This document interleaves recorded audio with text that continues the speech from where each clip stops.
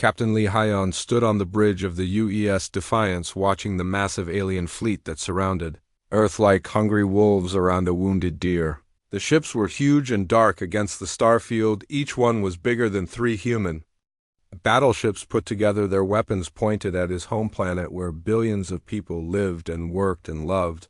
The Galaxy Council had made their final demand 3 days ago through Ambassador Park Minji. The message was simple and cruel.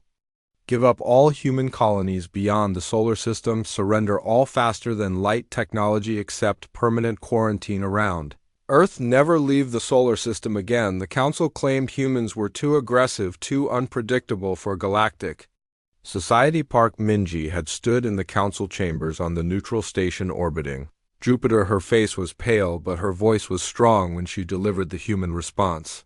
We need time to consider this demand, the Council leader, High Counselor Vexstar, had laughed, a sound like breaking glass. You have 72 hours, then we will take what we want by force. For 50 long years, humanity had tried to play by the Council rules. They had accepted unfair trade deals where humans worked twice as hard for half the profit. They had allowed alien species to claim systems that human explorers had discovered first. They had even let the Council place monitoring stations throughout human space, watching everything humans did like prison guards. Every time humans complained, the Council reminded them they were the newest species in the galaxy, the least evolved, the most dangerous. The other alien races nodded and agreed. Yes, humans were too violent, too unpredictable. They needed to be controlled. Admiral Kim Dae-ho sat in his command chair on the flagship UES Redemption, reading the final message from High Counselor Vexstar. The words were simple but filled with threat. Submit to complete Council control or face total destruction. Every human world will burn. Every human ship will be destroyed. Every human life will end. This is your final warning. Kim had fought in the border wars against the hegemony pirates. He had seen friends die in the cold of space. He had made hard choices that kept him awake at night, but he had never faced anything like this. The entire human fleet of 300 ships faced over 2,000 Council vessels from 12 different alien species. The odds were impossible. 7 Council ships for every human vessel. Each Council ship was more advanced, more powerful, more experienced in war. The smart choice was to surrender. The logical choice was to accept the Council demands. The safe choice was to give up. But Admiral Kim looked at the picture on his desk. A photo of his daughter Lee So-ra playing in the gardens of New Seoul Colony. She was 8 years old, with bright eyes and a smile that could light up a room. She had never known fear or hunger or the feeling of being caged. She was free. Kim activated the communication system. Send this message to every human ship, every colony, every station in the galaxy. Make sure everyone hears this. Lieutenant Choi Bo-ra at the communication station looked nervous. Her hands shook as she prepared the transmission. Sir, are you sure about this message? Kim nodded. Send it now. The message went out across all frequencies, not just to the Council fleet, but to every human settlement in the galaxy, every mining station, every research post, every cargo ship traveling between the stars. This is Admiral Kim Dae-ho of the United Earth Space Force. The Galaxy Council has pushed too far. They demand we give up our freedom, our homes, our future, our children. They want us to live in a cage like animals in a zoo. They think we will surrender because we are outnumbered. They think we will give up because we are afraid. Kim paused, looking at the stars beyond the view screen, his voice growing stronger. They are wrong. We are human. We have climbed out of caves and reached for the stars. We have crossed oceans and explored new worlds. We have faced extinction and survived. We have fought each other and learned to work together. We refuse to be caged. The Admiral stood up, his voice now carrying across the galaxy. Humanity will not negotiate with those who threaten our children. We will not bargain with those who would steal our freedom. We will not surrender to those who see us as less than equal. We choose to fight. The response was immediate and overwhelming. Every human ship in the galaxy began moving toward Earth. Colony governors sent messages declaring their independence from Council authority. Human mining operations stopped sending resources to Council worlds and mining stations, cargo ships, and research outposts scattered across the galaxy. Humans began preparing for war. Dr. Song Min are working in a secret research facility on Luna-activated protocols that had been planned for years. Humanity had been preparing for this moment, developing weapons and technologies the Council knew nothing about the aliens, thought they knew everything about human military strength. They were wrong. Governor Park Tae-woo of New Seoul Colony sent a message that made Kim smile. "We are not running, we are not hiding. We have been building and preparing and waiting for this day. Our children will not grow up as slaves." On Europa Station, Commander Yoon Taeho began activating defense systems that officially did not exist on the mining worlds of the Centauri system. Thousands of workers stopped their machines and began converting industrial equipment into weapons. The message spread from Earth to the furthest human outpost: "We will not surrender, we will not negotiate, we will fight in the depths of space hidden." Bases that had been secret for decades began powering up. Ships that had never appeared on any official record started their engines. Weapons that broke several council laws were loaded and aimed. The Galaxy Council had made one critical mistake. They assumed humans would act like every other species they had conquered. They expected humanity to look at the overwhelming odds and choose survival over freedom. They thought humans would be reasonable, but humans had never been reasonable about freedom. Their ancestors had fought wars against impossible odds rather than live under tyranny. They had crossed dangerous oceans to find new homes. They had reached for the stars even when it seemed impossible. High Counselor Vexstar received the human response and could not believe what he was reading. These primitive newcomers were actually going to fight.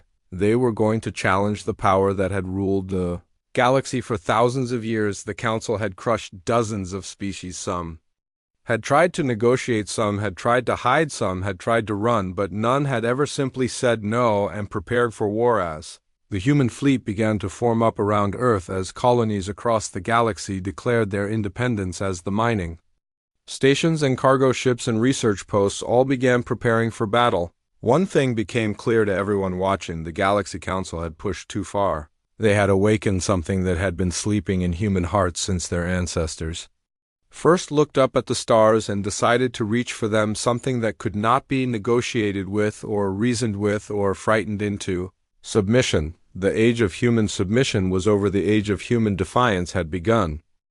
Engineer Yang Soo-jin watched her screens as the secret human fleet emerged from hidden bases throughout the solar system. Ships appeared from behind asteroids, from the dark side of moons, from empty space that had looked empty for decades. The Council had been watching humanity for 50 years, but they had been watching the wrong things. The aliens had counted every ship in the official Earth Defense Fleet. They knew exactly how many weapons humans had, how many soldiers, how many resources. But they had missed the Shadow Fleet, the ships that had been built in secret by people who worked double shifts and never asked for payment. Commander Han Jae-min brought his squadron out from behind Jupiter, where they had been hiding for 2 years. His ships looked like cargo haulers, but they were actually heavy cruisers with weapons that could punch through Council armor. The disguise had worked perfectly. Council scouts had seen civilian ships and ignored them. Captain Nam The-yoon emerged from the Kuiper Belt with 50 ships that had never appeared on any official record. Her crews were volunteers, miners, engineers, teachers, people who had families and jobs but had spent their free time building weapons to defend their freedom. The real surprise came when the colonies responded. Governor Park Tae-woo of New Seoul sent a message that made even the Council fleet pause. "We are not running, we are not hiding. We have been preparing. Every human settlement had been building defenses, training civilians, and developing weapons for this exact moment." Dr. Song Min activated the Luna facility that had been disguised as a research station for medical equipment for 20 years. She had been leading a team that developed new weapons, new shields, new technologies that the Council had never seen. The aliens thought they knew everything about human science. They were wrong. The Council had banned certain types of weapons, certain kinds of shields, certain technologies that they said were too dangerous, but humans had built them anyway in secret facilities powered by hidden reactors, staffed by people who believed that freedom was worth any risk. Lieutenant Commander Oh Sung-hoon was analyzing the Council fleet from his hidden observation post. The alien ships were huge and impressive, but they were also old. Their designs had not changed in centuries. They used the same tactics, the same formations, the same strategies that had worked against every other species. Human ships were different, smaller, faster, more flexible. Human engineers had studied every battle the Council had ever fought. They had learned from every species the Council had conquered. They had taken the best ideas from a dozen different civilizations and made them better. The Council species had become comfortable. They had ruled the galaxy for thousands of years, crushing anyone who showed. Independence War for them was about showing up with overwhelming force and watching the enemy surrender. Quickly they had forgotten what it meant to fight someone who refused to give up. Captain Yu Jin Ho proved this when he jumped his battleship, UES Retribution, directly into the center of the Council formation. The massive human vessel was twice the size of anything the Council had seen from Earth. Its weapon systems were completely unknown. Its shields worked on principles that Council science said were impossible. This is Captain Yu Jin Ho of the UES Retribution. We are one of 50 heavy battleships that your spies somehow missed. We were built by humans who got tired of being pushed around by aliens who think they own the galaxy today. You learn what happens when you threaten our families. The Council fleet commanders could not believe what they were seeing. Human ships were appearing everywhere from locations that had been empty space. According to their scouts, the human fleet was not 300 ships, it was 600 ships, 700 ships more appearing every minute. Admiral Bae Sung Min was coordinating the defense of Earth from a command center that had been built inside an asteroid. The facility had been disguised as a mining operation, but it was actually the most advanced military command center in human space. The Council had always relied on their superior numbers and technology to win wars, but humans had been preparing for this fight for decades. Every weakness in Council systems had been studied. Every gap in their defenses had been mapped. Every flaw in their tactics had been noted. Engineer Kim Hae Jin had spent 15 years working on the project that would change everything. The Council ships used energy shields that could stop most weapons, but human kinetic weapons worked differently. They fired solid projectiles at incredible speeds that could punch through energy barriers like they were paper. The first Council attack was a complete disaster.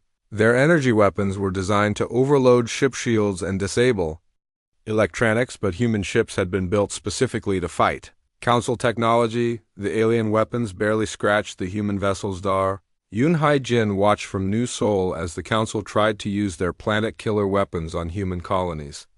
The massive energy beams that had destroyed dozens of worlds hit the shields around the colony and simply disappeared. The colonists had built defenses that did not just stop the weapons, but absorbed their energy. Thank you for the free energy, Council. Our shields are now fully charged. Now let us show you what real weapons look like. The human response was devastating. Kinetic weapons that fired chunks of metal at near light speed. Plasma cannons that used principles the Council had never seen.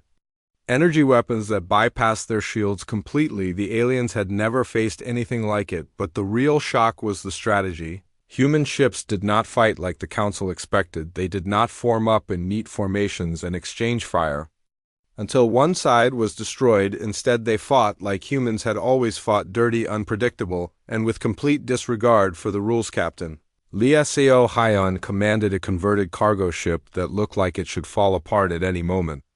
But the vessel had been secretly modified with weapons and armor. Her crew was made up of dock workers and mechanics who had never been soldiers, but they fought like tigers protecting their cubs. The Council had ruled through fear and overwhelming force. When those tactics failed, they had no backup plan. They had never faced an enemy that could match their technology and exceed their determination. For the first time in thousands of years, the Galaxy Council was actually losing a battle. High Counselor Vextar stared at his tactical displays in disbelief. The human fleet was not just holding its ground, it was winning. Human ships were faster, more maneuverable, and apparently much better armed than anyone had realized. How is this possible? He demanded from his military advisors. We have been watching them for 50 years. We know everything about their capabilities. General Korth of the Mandrake Empire shook his massive head.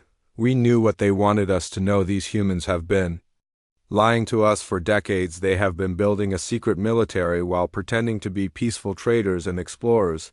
The truth was becoming clear to the Council. The species they had dismissed as primitive newcomers had been playing a much longer game. While the aliens had been feeling superior and making demands, humans had been working and building and preparing for the day when they would have to fight for their freedom. The Galaxy Council had pushed too far. They had awakened something inhumanity that could not be conquered or controlled, the absolute refusal to accept injustice no matter what the odds. The war was just beginning, and the Council was already learning that they had made a terrible mistake. High Counselor Vextar could not believe what his sensors were telling him. The human fleet had doubled in size overnight. Ships were appearing from locations that his best scouts had reported as empty space. The humans had somehow hidden an entire military force from the most advanced surveillance technology in the galaxy. Impossible, growled General Korth of the Mandruk Empire, his massive claws scraping against the metal of his command chair. We have been monitoring human space for 50 years. They have exactly 300 ships in their entire fleet, not 600, not 700, Captain. Yujin Ho proved them wrong by jumping his battleship directly into the center of the Council formation, the massive human vessel twice the size of anything the Council had seen from Earth, began broadcasting a message that made the alien commanders realize they had seriously underestimated their opponents. This is the UES Retribution. We are one of 50 heavy battleships that your spies somehow missed. We were built by humans who were tired of being pushed around by aliens who think they own the galaxy today. You learn what happens when you threaten our families. The Council's first attack was a complete disaster. Their energy weapons designed to overload ship shields and disable electronics barely scratched the human vessels. The human ships had been built specifically to fight Council technology. Every weakness in alien systems had been studied. Every gap in their defenses had been mapped. Admiral Bae Seung-min, commanding the human defense of Earth, smiled as he watched Council ships struggle against weapons they had never seen before. Humanity had spent decades developing kinetic weapons, plasma cannons, and shield systems that used completely different principles from standard galactic technology. The aliens had made their technology too similar to each other. Every species in the Council used the same basic designs, the same energy patterns, the same tactical approaches.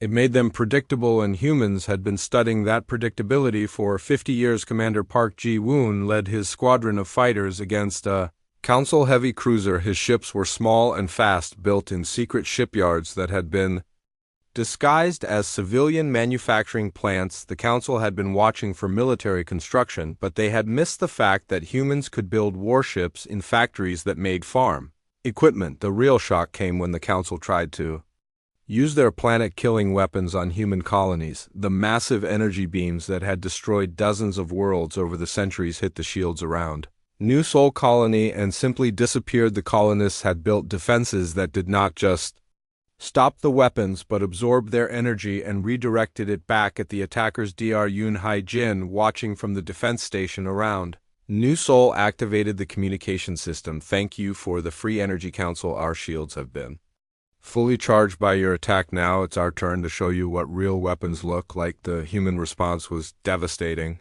The colony's defensive systems fired back using the energy the Council had just given them. The planet killer beam that was supposed to destroy New Sol instead became a weapon that destroyed 3 Council ships in a single blast. Admiral Torth of the Council fleet could not understand what was happening. His ships were losing to an enemy that should have been crushed.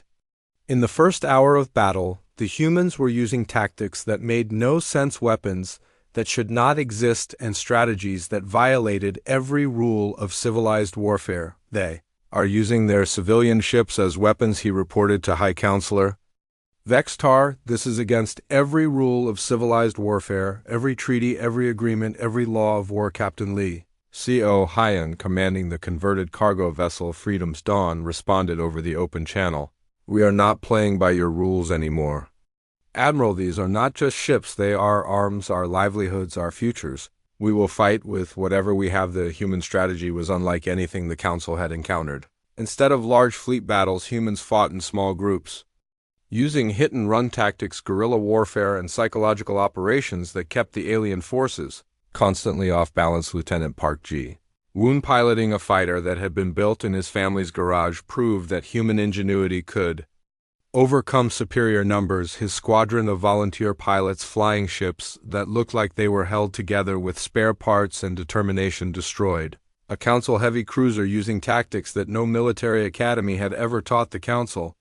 had always been able to predict how their enemies would fight. Every species followed the same basic patterns when faced with superior force. First, they would try to negotiate, then they would try to find allies, then they would fight a few traditional battles, and finally they would surrender. Humans were different. Human commanders made decisions that seemed completely irrational but somehow worked. They took risks that should have been suicidal but resulted in victory. They fought like people who had nothing left to lose and everything to gain. Commander Yun Tae-ho, defending Europa Station, demonstrated the human approach to warfare. When surrounded by 20 Council ships, he did not try to escape or negotiate. Instead, he activated the station's self-destruct system and used it as a weapon, destroying half the attacking fleet while his own people escaped in hidden shuttles.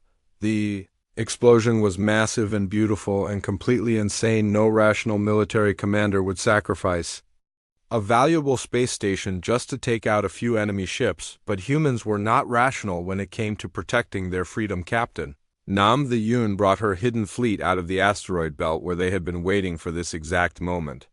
Her ships had been disguised as mining vessels, but they were actually heavy cruisers with weapons that could punch through Council armor. The Council had been watching the official mining operations, but they had missed the fact that humans were building warships in the same facilities that processed asteroids. The disguise had been perfect. Council scouts had seen civilian mining ships and ignored them. Dr. Songmin, working in the captured Council research station, made a discovery that changed everything. The aliens were not as advanced as they claimed to be. Their technology was not superior, it was just older. They had been stealing innovations from the species they conquered and claiming credit for discoveries that were not theirs. They are not superior, she reported to Admiral Kim. They are just thieves.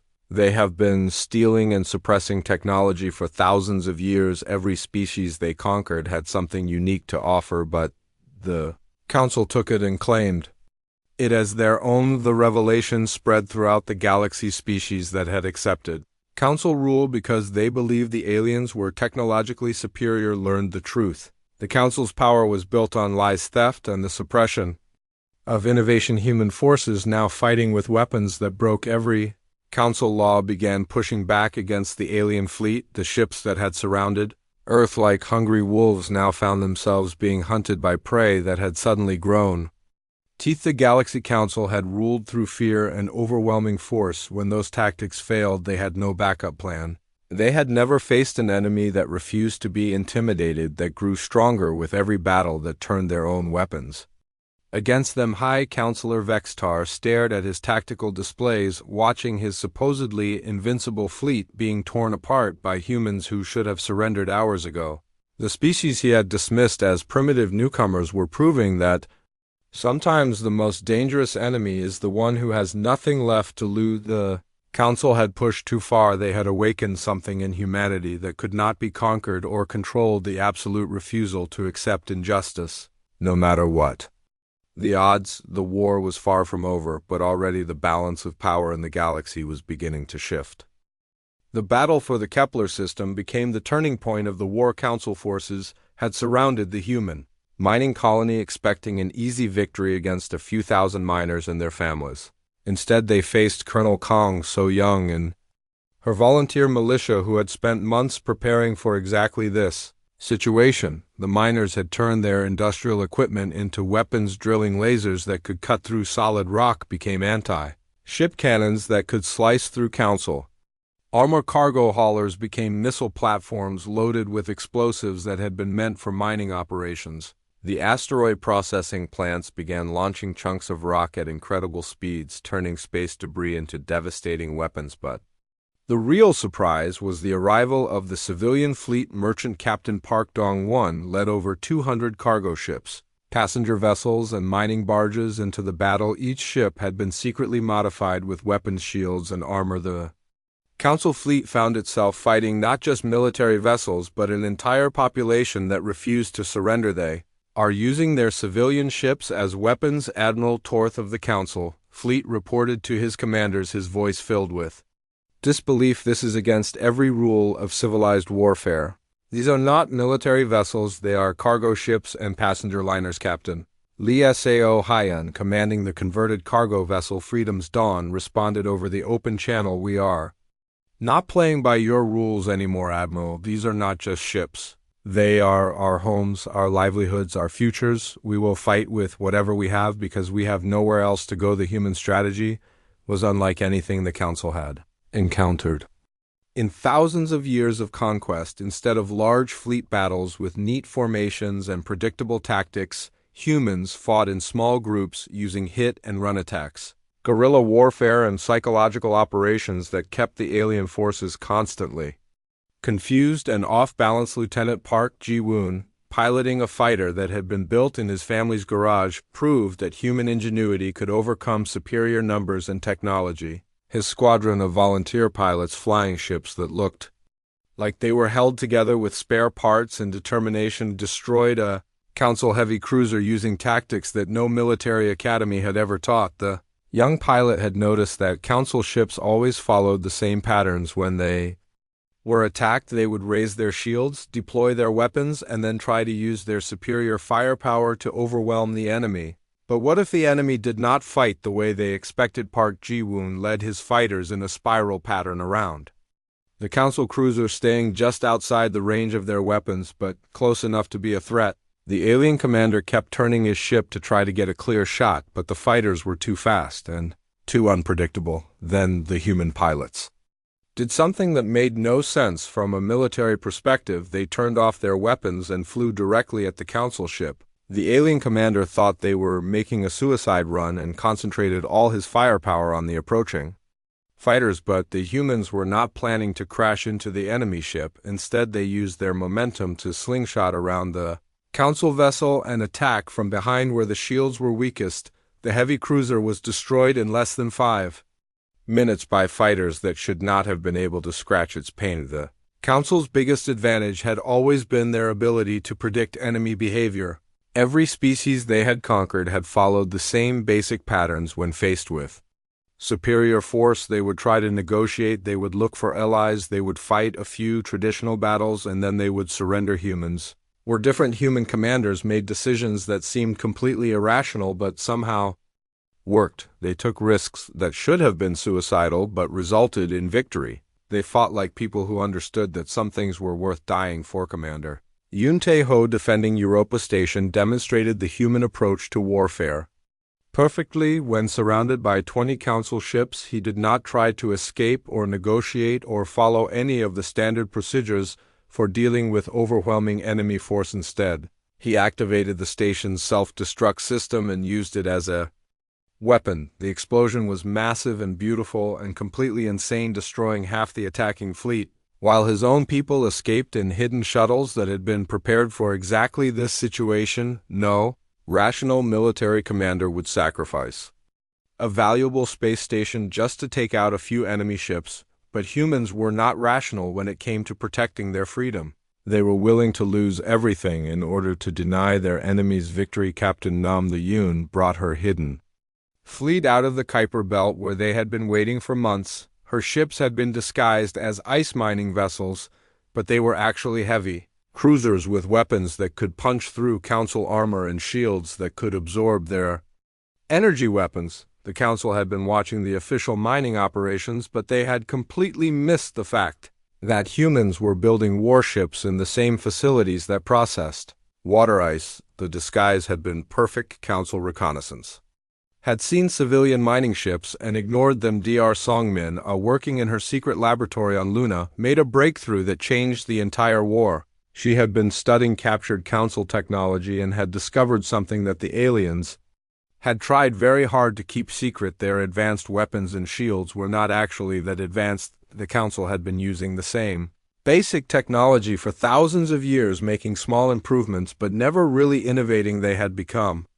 comfortable with their superiority and had stopped trying to develop new ways of fighting. Human technology was different. Humans had been forced to innovate because they were always fighting someone. The weapons that were destroying Council ships had been developed by people who understood that in war the side that adapts fastest usually wins. The revelation spread throughout the human fleet. Pilots and gunners who had been intimidated by Council technology suddenly realized that they were not fighting superior aliens, they were fighting an enemy that had become lazy and predictable. Captain Kim The Jin commanded a squadron of modified cargo ships that had been converted into assault vessels. Her crews were dock workers and mechanics, who had never been soldiers, but they fought with the fury of people defending their families. The council ships were larger and more heavily armed, but they were also slower and less maneuverable. The alien commanders kept trying to fight the kind of battle. They were used to neat formations, careful tactics, overwhelming firepower, but the humans would not cooperate. They swarmed around the council ships like angry bees, attacking from all directions at once. The aliens could not target them all, and their heavy weapons were too slow to track the fast-moving human vessels. The battle for Kepler system lasted 3 days. When it was over, the council fleet was destroyed and the human colony was still free. The victory sent a message throughout the galaxy that the council could be beaten, that their seemingly invincible fleets were not actually invincible. More importantly, the victory showed other species that rebellion was possible. The Novan uprising began the day after news of the Kepler victory reached their homeworld. The Kelter resistance emerged a week later. The Council's empire, built on fear and intimidation, began to show cracks. Human forces, now supported by volunteers from a dozen different species, began planning attacks on Council strongholds. The species that had ruled the galaxy for millennia suddenly found themselves fighting enemies on multiple fronts, using weapons and tactics that their stolen technology could not counter. The Galaxy Council had pushed too far. They had awakened something in humanity that could not be conquered or controlled, and that something was spreading to other species throughout the galaxy. The age of Council domination was ending, and the age of galactic freedom was about to begin.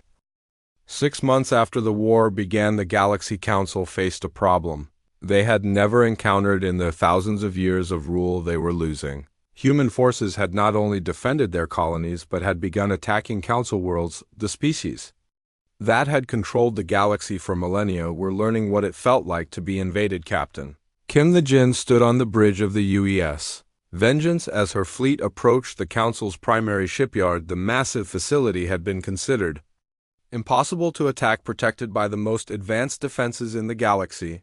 It had never been threatened in over 3,000 years of operational ships. This is Captain Kim. Today we show the galaxy that humanity cannot be caged. Today we prove that freedom is worth fighting for. Attack pattern Omega. Show them what humans can do when they are pushed too far. The battle was over in 2 hours. The Council's defenses, designed to stop conventional attacks from predictable enemies, could not handle human innovation. The shipyard that had built vessels for a dozen species was destroyed by weapons that used the aliens' own technology against them. But the real victory was not the destruction of the shipyard, it was the message that spread throughout the galaxy like wildfire. The Council could be beaten, their strongholds could be taken, their empire could be brought down. Other species, ones that had been conquered by the Council centuries ago, began to remember what freedom felt like. The Novan uprising started 3 days after the shipyard's destruction. The Kelter resistance emerged a week later. The Thorian rebellion began the day after that. Dr. Shinhei Rin, working in the captured Council research station, made a discovery that changed everything. The Council's advanced technology was not their invention. They had stolen it from the species they had conquered, taking credit for innovations that belonged to others. They are not superior, she reported to Admiral Kim. They are just older. They have been stealing and suppressing technology for thousands of years. Every species they conquered had something unique to offer, but the Council took it and claimed it as their own. The revelation spread throughout the galaxy.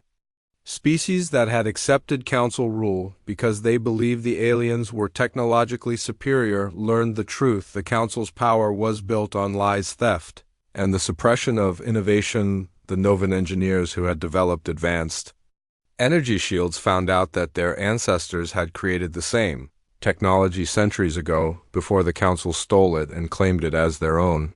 The Kelter scientists discovered that their people had invented faster than light travel long before the Council arrived to conquer them. Human forces, now supported by allies from dozens of species, began the final push toward the Council's homeworlds. The empire that had controlled the galaxy for millennia faced enemies on every front, fighting with weapons and tactics that their stolen technology could not counter. Admiral Kim Dae-ho coordinated the massive offensive from his flagship, surrounded by ships from 20 different species.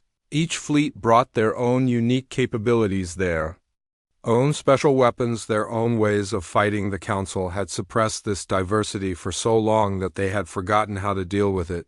The Novan ships used energy weapons that could phase through solid matter. The Kelter vessels had shields that could reflect any attack back at the attacker. The Thorian fighters were so fast, they seemed to teleport from one position to another. Commander Park Ji-woon, now leading a mixed squadron of human and alien pilots, proved that cooperation between species could create something greater than the sum of its parts. His fighters used human tactics with alien technology, creating combinations that the Council had never seen before. The Council tried to use their traditional strategy of divide and conquer. They offered separate peace treaties to each species, promising them better treatment if they would abandon their allies, but the rebellion had grown beyond their ability to control it. Captain Lia Seo Hyun, commanding a fleet of converted civilian vessels, received an offer from High Counselor Vextar himself. The Council would give humanity everything they had originally demanded if they would just stop fighting and abandon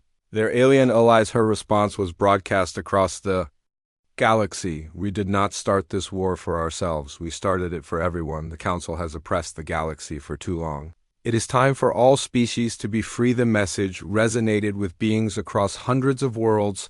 The Council had always been able to control individual species by keeping them isolated and afraid, but now they faced something they had never encountered before: united galaxy fighting for freedom. Dr. Song-min, working with scientists from a dozen different species, made breakthrough after breakthrough in weapons technology. When species that had been kept apart for centuries began sharing their knowledge, the results were incredible. The combined fleet that approached the Council's core worlds was unlike anything the galaxy had ever seen. Human ships with Novan energy weapons, Kelter vessels with Thorian speed drives, Mandrock fighters with human targeting systems. The Council's own divide-and-conquer strategy had been turned against them. Admiral Bae Seung-min coordinated the attack on the Council's military headquarters. The massive space station had been built to withstand assault from any single species, but it could not handle the combined might of dozens of different technologies working together. The station's shields were designed to stop human kinetic weapons, but they were useless against Novan phase cannons, the armor that could resist Kelter energy beams. Was cut through by Thorian molecular disruptors, the defensive systems that could track normal fighters were overwhelmed by the speed of the combined attack. High Counselor Vextar watched his empire crumble from the bridge of his flagship. The species he had dismissed as primitive and controllable were proving that diversity was strength, that cooperation was power, that freedom was worth any sacrifice. The Council's final stronghold was a fortress world that had never been successfully attacked. Its surface was covered with weapons that could destroy entire fleets. Its orbital defenses had held off every enemy for thousands of years, but the combined fleet did not attack the defenses. Instead, they used a strategy that was purely human in its audacity. They ignored the fortress completely and went straight for the Council's leadership. Captain Eugene Ho piloted a small strike force directly through the planet's atmosphere. Using stealth technology that combined human innovation with alien materials, the Council's defenses were looking for massive fleets, not small groups of ships flying low and fast. The strike team landed in the Council's capital city, where High Counselor Vextar and his government were meeting an emergency session. The aliens who had ruled the galaxy for millennia suddenly found themselves face to face with the species they had tried to destroy. Admiral Kim Dae-ho walked into the Council chambers wearing a simple uniform and carrying no weapons. He did not need to threaten anyone. The burning wreckage of the Council fleet visible through the windows was threat enough. The war was over. The Galaxy Council had pushed too far and had awakened something that could not be conquered or controlled. The species that had ruled through fear and oppression now faced judgment from those they had oppressed. The tide had turned. The age of Council domination was ending. The age of galactic freedom was about to begin. The siege of Vextar Prime lasted 3 months. The Council's capital world, protected by shields that had never been breached, fell to a combined fleet of humans and their new allies from dozens of species. High Counselor Vextar, who had started the war by demanding humanity's complete surrender, now found himself facing Admiral Kim Dae-ho in the Council's own chambers. You have won. Vextar said, his voice filled with the defeat of someone who had never experienced failure in thousands of years of rule. What are your terms for surrender? Admiral Kim looked around the massive chamber where the council had made decisions that affected billions of lives for millennia.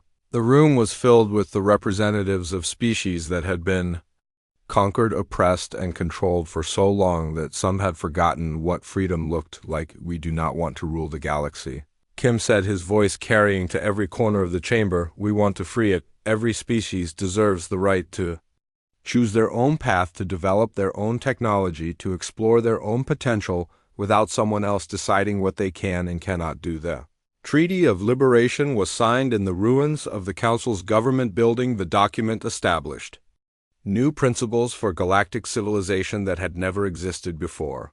No species could claim superiority over another. Technology would be shared freely between all who wanted it. Conflicts would be resolved through negotiation, not conquest. Captain Song Min-jun, who had fought in the final battle for the Council's stronghold, now served as humanity's first ambassador to the new Galactic Federation. He watched as representatives from over 100 species worked together to build something that had never existed before, a truly free galaxy. The humans, who had refused to negotiate with tyrants, had created something better than the Council's empire. They had built a community where diversity was celebrated, where innovation was encouraged, and where freedom was the foundation of everything. Dr. Park Soo, studying the recovered Council archives, uncovered the full scope of what had been lost to the galaxy over the millennia. Thousands of species had been conquered, their cultures destroyed, their technologies stolen, their potential wasted. The Council had set galactic civilization back millions of years through their policy of suppression and control. We cannot bring back what was lost, she told the Federation Council, but we can make sure it never happens again. We can build a galaxy where every species has the chance to reach their full potential, where cooperation replaces domination, where freedom is valued more than power. The war that had started with humanity's refusal to surrender had ended with the liberation of the entire galaxy. The species that had been dismissed as too young, too aggressive, too dangerous had proven that sometimes the greatest threat to tyranny is someone who simply refuses to accept injustice. Captain Kim the Jin, now commanding the Federation patrol fleet that protected the new government, watched ships from dozens of species working together in ways that had been impossible under Council rule. Human vessels with Novan energy systems, Kelter fighters with Thorian speed drives, former enemies now working as allies. The galaxy was changing in ways that no one had expected. Species that had been kept apart for centuries began meeting and sharing ideas. The technological advancement that followed was incredible. When brilliant minds from different worlds worked together, the results were beyond anything anyone had imagined. Engineer Yang Soo-jin, who had helped build the secret human fleet, now worked with alien scientists to develop new technologies that would benefit everyone. The barriers that had kept species apart were gone. The restrictions that had limited innovation were lifted. The galaxy was free to grow and explore and become something greater, but the real change was in how species thought about themselves and each other. The Council had taught everyone that some beings were superior to others, that some species had the right to rule while others had to obey. The new Federation taught that every species had value, that diversity was strength, that cooperation was better than domination. Lieutenant Commander Oh Sung-hoon, now serving as a military instructor, taught tactics to officers from 20 different species. The humans had learned their lessons about warfare from fighting each other for thousands of years. Now they shared those lessons with anyone who wanted to learn how to defend their freedom. The training was not just about weapons and tactics. It was about the philosophy of freedom, about understanding that liberty was something worth fighting for, about recognizing that no one had the right to take away another being's right to choose their own destiny. Admiral Bae Seung-min retired from active duty to become a teacher, helping young officers from all species understand the principles that had made the rebellion successful. The most important lesson was the simplest one. Freedom is not given by those in power. It is taken by those who refuse to live without it. The new galaxy was not perfect. There were Still conflicts between species, still disagreements about how things should be done, still problems that needed to be solved. But now these issues were handled through discussion and negotiation rather than conquest and suppression. Dar Song Min, working with the Federation Science Council, made discoveries that changed everyone's understanding of what was possible. When species shared their knowledge instead of hoarding it, the rate of innovation increased dramatically. Technologies that would have taken centuries to develop were created in years. The Council's greatest mistake had been thinking that they could control the galaxy forever. They had believed that their power was absolute, that their rule was natural, that other species would always accept their dominance. They had forgotten that freedom is an idea that cannot be destroyed, only suppressed. Commander Park Ji-woon, now leading exploration missions to parts of the galaxy that had been forbidden under Council rule, discovered worlds and species that had been hiding for centuries, afraid to reveal themselves to the dominant power. Some had been in hiding for so long that they had forgotten there was an outside galaxy. The exploration ships that ventured into unknown space carried the message of the new Federation. Every species was welcome to join if they wanted to. Every world was free to choose its own government. Every being had the right to determine their own future. Captain Lia Seo Hyon, commanding a mixed crew of humans and aliens on a deep space exploration mission, found the ruins of civilizations that had been destroyed by the Council centuries ago. The archaeological sites told the story of brilliant species that had been wiped out, not because they